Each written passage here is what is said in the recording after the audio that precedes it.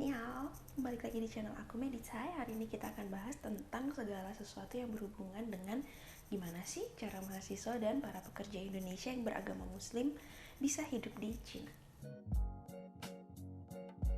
Jadi hari ini aku udah siapin hal-hal yang aku bicarain dalam buku aku ini. Ada 1, 2, 3, 4, 5, 6. Ada 6 poin yang mau aku sampaikan ke kalian. Dan sebelumnya aku mau bilang dulu kalau 6 poin yang bakal aku sampaikan ke kalian hari ini semuanya itu berdasarkan dari pengalaman pribadi aku ya. Oke, jadi hari ini pertama sebelum kita mulai videonya ada 2 kata penting yang harus teman-teman tahu dalam bahasa Mandarin. Yang pertama adalah muslim, yang kedua adalah halal.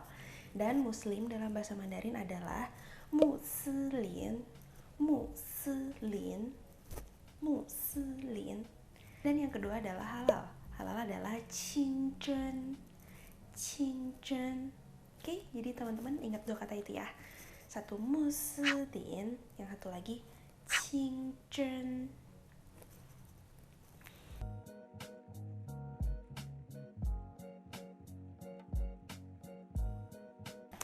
Oke, jadi yang pertama, ada nggak sih ya masjid di Cina? Jadi masjid itu ada di Cina dan biasanya di kota-kota besar tuh ada masjid. Nah, yang aku maksud kota besar di sini tuh apa? Kota besar itu adalah kota-kota yang sudah bisa menerima murid internasional untuk bersekolah di sana, baik di SMA-nya atau di universitasnya.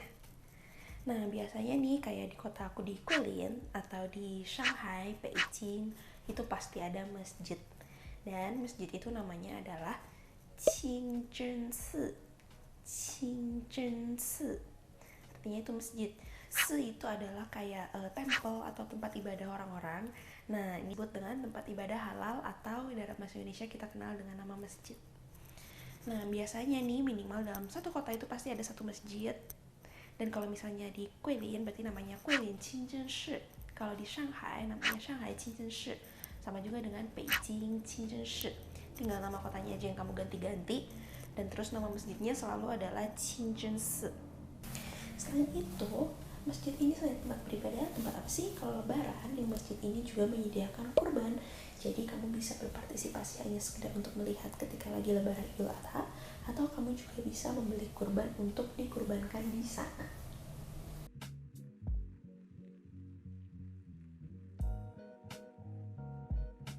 Kedua, banyak yang tanya sama aku, ada nggak sih makanan halal di Cina? Tentu aja ada dong.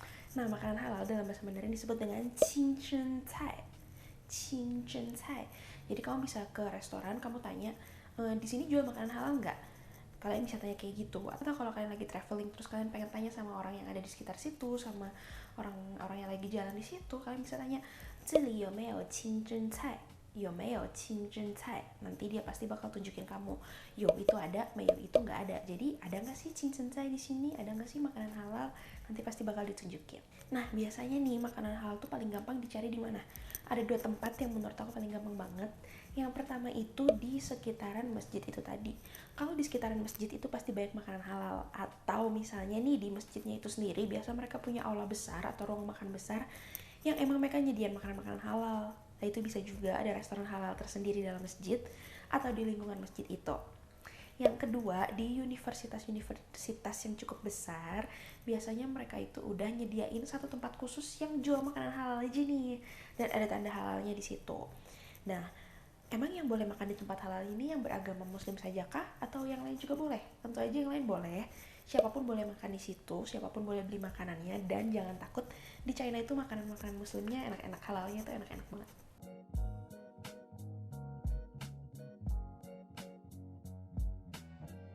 Yang ketiga, ada satu restoran yang terkenal yang nggak mungkin ada orang Cina yang nggak tahu dan nggak mungkin ada pelajar asing Indonesia di sana yang nggak tahu tempat ini. Namanya adalah Lanzhou Lamian. Lamian ini tuh adalah la itu tarik, mian itu mie.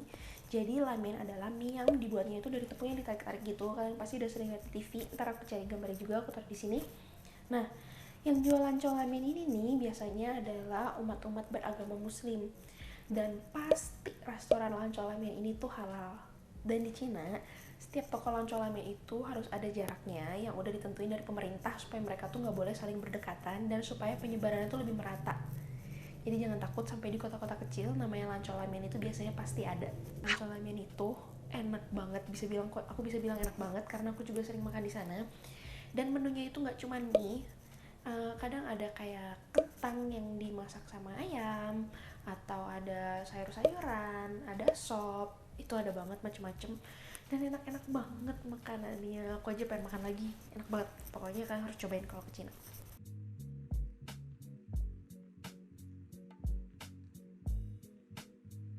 Yang keempat adalah kita orang Indonesia di luar negeri, baik itu di China ataupun dimanapun, itu ada yang namanya PPI, yaitu Perkumpulan Pelajar Indonesia. Nah, kalau dalam satu dunia disebutnya adalah PPI Dunia, Perkumpulan Pelajar Indonesia Dunia. Lalu dipecah-pecah lagi per negara, dan kalau di Cina namanya adalah PPIT, Perhimpunan Pelajar Indonesia Tiongkok. Nah, habis itu nih, dari si Tiongkok ini nanti dipecah lagi per kota. Jadi ada PPIT Shanghai, PPIT Beijing, PPIT Guilin, atau PPIT Guangzhou, ada semuanya. Nah, di dalam satu kota ini nih, anggota-anggotanya ini kalau ada orang baru datang pasti di welcome banget, dan kalian biasanya diminta data diri dulu pertama kali. Dan data diri ini tuh biasanya diupdate berapa waktu sekali, mereka pasti bakal minta data diri kamu lagi. Nah, di situ kan ada tulis tuh agama kamu apa, hobi kamu apa, terus kamu mau jadi anggota kah, atau kamu juga pengen masuk seksi-seksinya, misalnya seksi seni, seksi agama, apa macam-macam tuh ada. Kalian bakal ditawarin sama teman-teman dalam PPIT kalian sendiri. Nah, nanti di sanalah kalian bisa buka puasa bareng, kalian bisa sahur bareng, lebaran bareng. Nah, itu tuh bisa banget. Nah, terus kan tadi aku sempat bilang nih, kalau di masjid ini, kalau misalnya lagi lebaran Idul Adha, itu tuh ada potong kurban juga. Nah, kamu tuh bisa banget patungan sama teman-teman kamu yang seagama. Yuk, kita patungan buat beli kurban. Nah, habis itu kamu beli kurban di masjid, dan itu akan disembelih di masjid di kota kamu.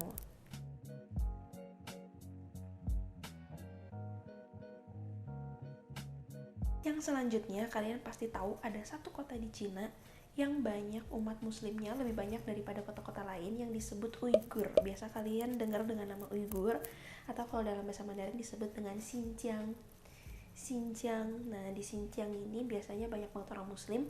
Dan yang tadi aku bilang Lancol Lamian itu, biasanya nih yang punya toko Lancol Lamian ini adalah orang-orang dari Xinjiang yang datang ke kota-kota lain yang ada di Cina, terus mereka buka bisnis Lancol Lamian di kota-kota itu.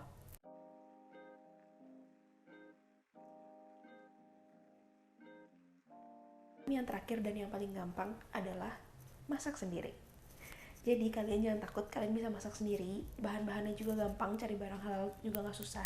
Mungkin kalian sering dengar kalau di Cina itu minyaknya kayaknya kalau masak pakai minyak babi ya, nggak ada minyak lain. Enggak, tenang aja, di mana-mana itu ada minyak sayur dan minyak kacang. Kalian bisa pilih kalian mau pakai minyak sayur atau minyak kacang, dan itu dijual di warung-warung kecil, di supermarket, di department store yang besar, itu semuanya ada. Dan kalian bisa masak buat bareng-bareng sama teman-teman kalian yang lain. Oke, jadi segitu dulu video aku untuk hari ini. Kalau kalian suka jangan lupa like, terus komen di bawah kalian mau selanjutnya aku bikin video apa lagi. Jangan lupa subscribe dan turn on the bell notification. Share videonya ke teman-teman kalian yang pengen tahu lebih baik tentang China. Jangan lupa juga follow Instagram aku dan follow Tribelly aku. Oke, sampai ketemu di video minggu depan.